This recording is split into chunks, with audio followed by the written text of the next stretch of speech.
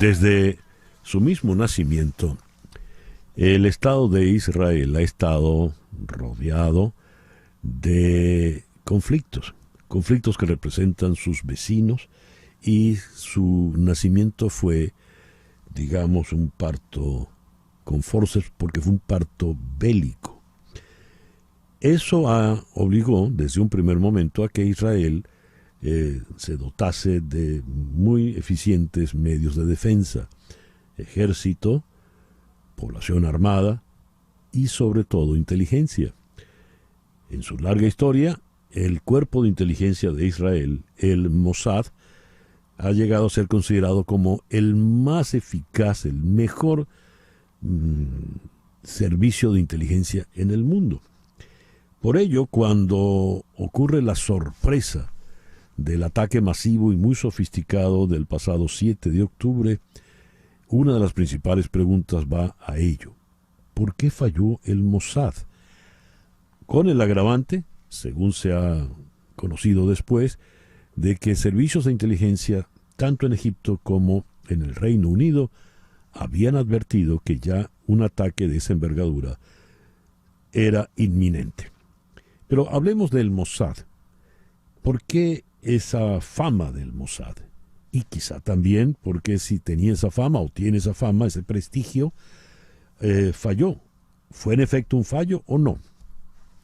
Hemos convocado para este foro de esta mañana a dos conocedores de la materia. Eric Frattini fue corresponsal en el Medio Oriente y es experto en los servicios de inteligencia de Israel. Él está en Madrid. Eric, muy buenos días, muy buenas tardes por allá. Gracias por atendernos. Nada, un verdadero placer estar aquí contigo. Un verdadero placer. Gracias, Eric. Y también en Madrid está Gustavo Díaz Matei. Él es profesor titular en el Departamento de Relaciones Internacionales de la Universidad Complutense, antiguo gestor de inteligencia en ISEX, en España. Gustavo, muy buenos días, muy buenas tardes por allá, gracias. Muy buenas tardes, muchísimas gracias por invitarme. Un placer estar con vosotros. Mi primera pregunta es la obvia y la elemental.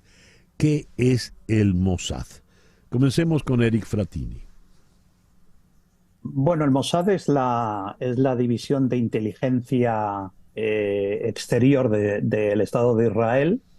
Fue una organización creada por diferentes conflictos en los años 50 entre diversos servicios de inteligencia que generaron muchísimos errores políticos.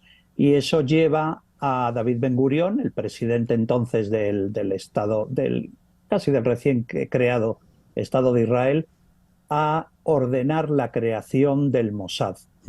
El Mossad desde entonces pues ha conocido grandes aciertos y grandes derrotas, ¿no? Déjame precisar solamente una cosa muy breve, es que el error del ataque de Hamás no ha sido del Mossad. Lo están diciendo muchos medios de comunicación. El Mossad solamente se ocupa de las operaciones de inteligencia exterior de Israel. Es decir, para que tus oyentes lo entiendan, cuando tienen que matar a alguien en el extranjero, eso mandan al Mossad para matarlo o para llevar a cabo una operación de inteligencia contra un enemigo del Estado de Israel, ¿vale? El error ha sido del Shin Bet. El Shin Bet es el Servicio General de Seguridad, es la división de contrainteligencia y que se ocupan de la lucha contra Hamás en los territorios, tanto en la Franja de Gaza como en Cisjordania. Además, déjame decirte que yo como experto también ha sido una sorpresa para mí. ¿Por qué? Porque el director general del Shin Bet es un tipo, yo lo conozco bien, a Ronen Bar. Ronen Bar es un hombre que antes era el director de operaciones del Shin Bet, pero mucho antes, él con lo que gana sus galones para llegar a ser director general del Shin Bet, es como director del Departamento 13. El Departamento 13 es la unidad más sensible de la contrainteligencia israelí, porque son los que se ocupan de la guerra, si se puede decir así, de la guerra de inteligencia de los infiltrados, de la unidad de infiltrados israelíes en la Franja de Gaza. Eso sí que es lo sorprendente de cómo pueden haber no tanto pillado, si se permíteme la expresión, con los pantalones bajados a la inteligencia israelí como sí a Ronen Bar. No lo entiendo, la verdad. Ya. Precisando, Eric, sería la diferencia entre el MI6 y el I-5 británicos Sí, o entre la así CIA es. y el FBI aquí en Estados Unidos. Exactamente. Muy bien, Exactamente. Así es. Sí.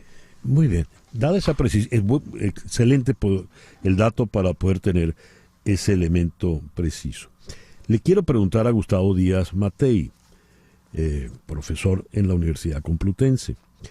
Cuando ocurre el ataque del 7 y ya podemos establecer, pues ya se establecerán responsabilidades y quién falló, ¿en qué circunstancias se encontraba política y militarmente hablando Israel?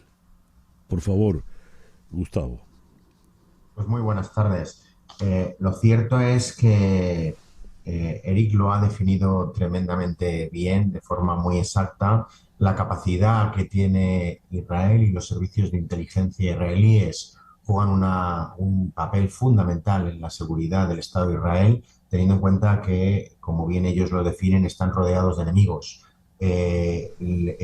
A día de hoy o antes del ataque, antes de este ataque que podía ser considerado, como bien ha dicho Eric, una sorpresa estratégica. Nunca antes había Israel sufrido un ataque por tierra, mar y aire de estas características y por lo tanto el Shin Bet como el Mossad, como el propio Amán, la inteligencia militar, se encontraban en una situación de otro escenario, en otro escenario donde el Mossad estaba monitorizando las relaciones entre Hamas e Irán o incluso con el propio Qatar y donde el propio Shin Bet estaba intentando contemporizar a través de otro tipo de incentivos la propia situación de Hamas. ¿Eso qué quiere decir? Que el gobierno de Benjamín Netanyahu, un gobierno, pues podríamos decir, de los halcones de Israel, Sí. estaba en una situación distinta, que no se esperaba en este ataque. Yo creo que ninguno nos esperábamos un ataque de estas características en el 50 aniversario de la guerra del Yom Kippur y en Shabbat, en el día santo de los judíos,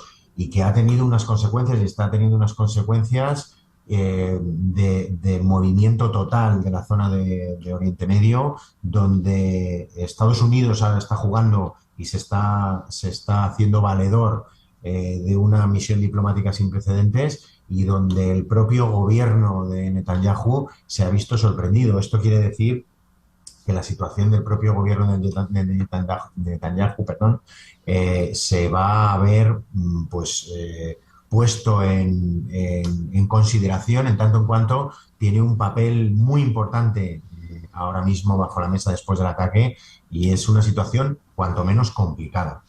Ya. Gustavo, la pregunta la hacía, mezclé el hecho político con el militar, porque en estos días tuve una entrevista con una persona en uno de estos kibbutz que estuvo refugiada durante 10 horas. Y resulta inadmisible que el ejército israelí, que suele estar preparado, entrenado para toda eventualidad, haya tardado 10 horas en llegar a un sitio que es crucial, porque está fronterizo con Gaza. Entonces llegan explicaciones de todo tenor. Por ejemplo, la política llevada adelante por Netanyahu y sus aliados políticos de crear unas nuevas estructuras que hizo y obligó a deserciones en las fuerzas militares. ¿Eso tiene sentido, a tu entender, Gustavo? A mi juicio es pronto.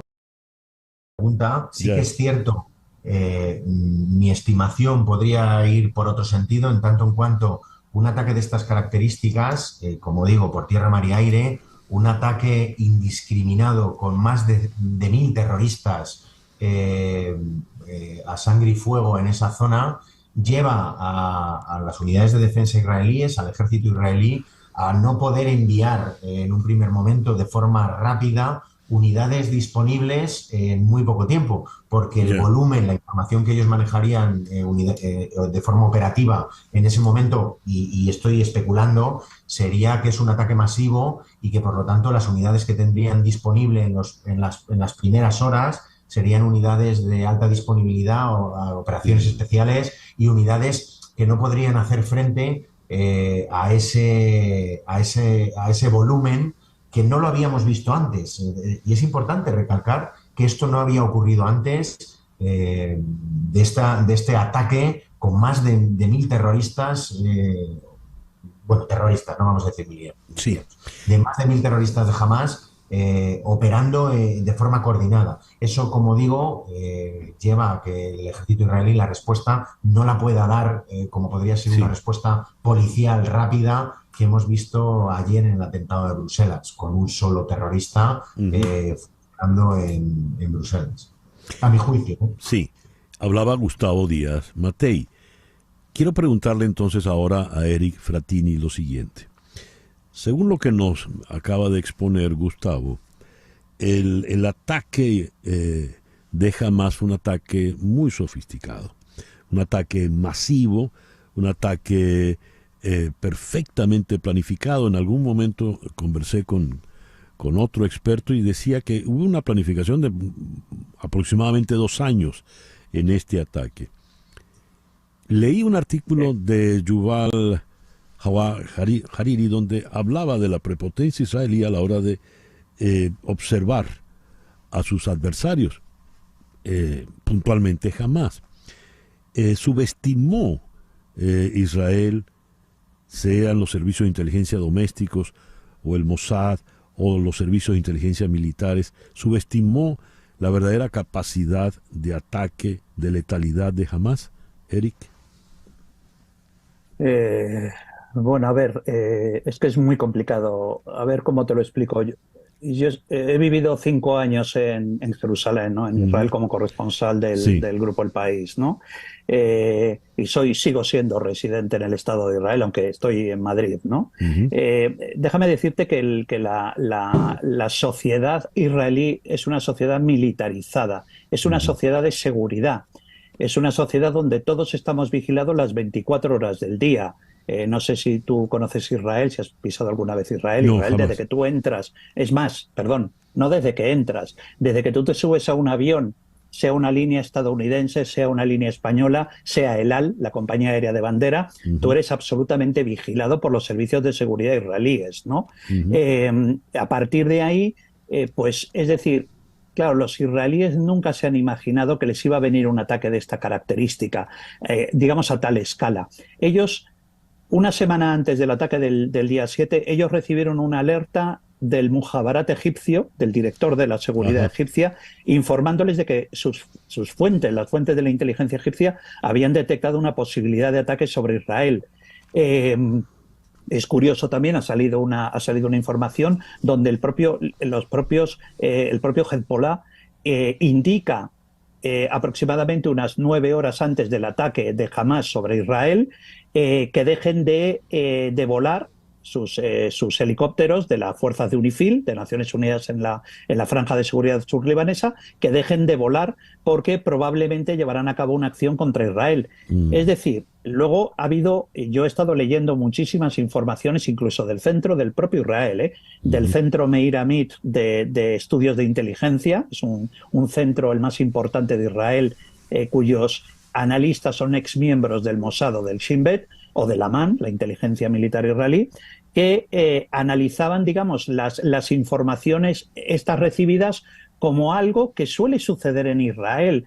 Es decir, yo cuando viví en Israel 5 años, pues al final nos lo tomábamos, no digo a risa, pero sí muchas veces estabas tomando un café en una cafetería y sonaba una alarma antiaérea y era que habían detectado una especie de ataque, una posibilidad de ataque terrorista o ataque con cohetes sobre el Estado de Israel. Es decir, que es algo normal. Que hayan subestimado, mira, se ha llegado a decir, y no lo sé, yo conozco muy bien la Franja de Gaza, conozco Nuseirat, conozco el campo de Jabalia, conozco el campo de Rafía, por donde está intentando huir la gente de la Franja de Gaza, lo conozco muy bien, conozco incluso la ciudad de Gaza, y la conozco muy bien, es un laberinto, ¿vale?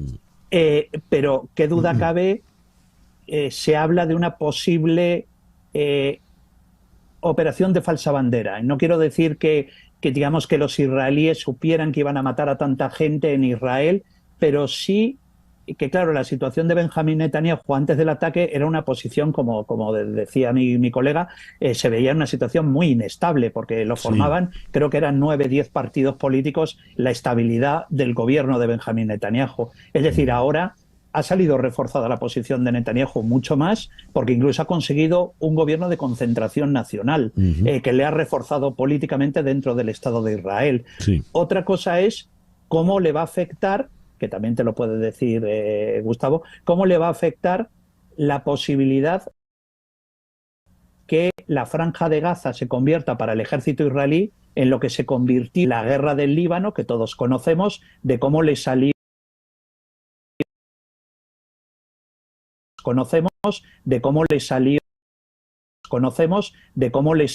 al gobierno de Ariel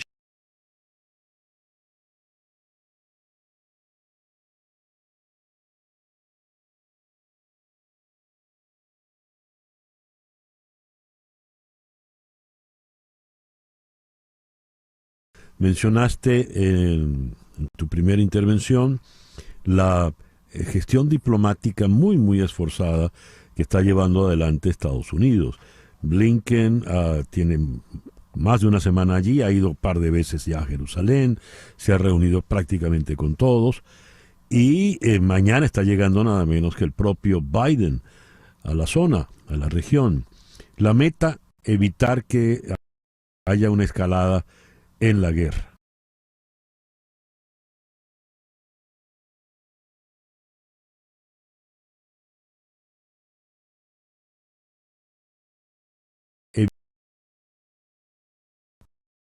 Evitar que haya una escalada.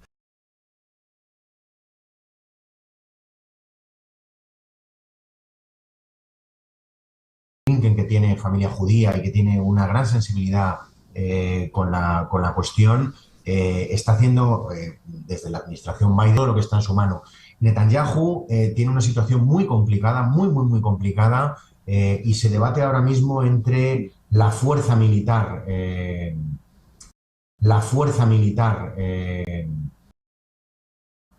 o la intervención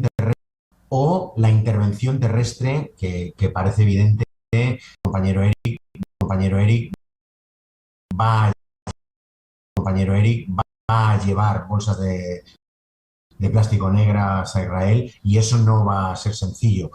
Estados Unidos necesita Irán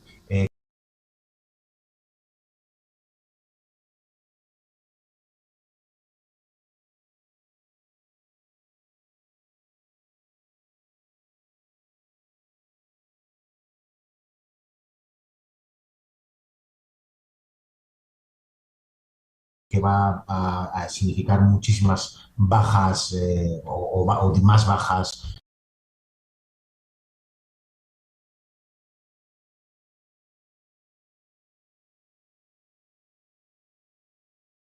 Pérdida de vidas humanas en ambos lados. Quiero agradecerte, Gustavo, la participación en el programa de hoy. Gustavo Díaz Matei es profesor titular del Departamento de Relaciones Internacionales en la Universidad Complutense, allá en Madrid. Muchísimas gracias. Y ya le escucharon, pues conoce con suficiencia y es experto real en estos temas de seguridad en Israel. Eric, muchísimas gracias por habernos acompañado. Un verdadero placer. Bien, el reloj indica 10:24 de la mañana. Una pequeña pausa y ya regresamos en Conexión Radio por Éxito 107.1 FM en Miami.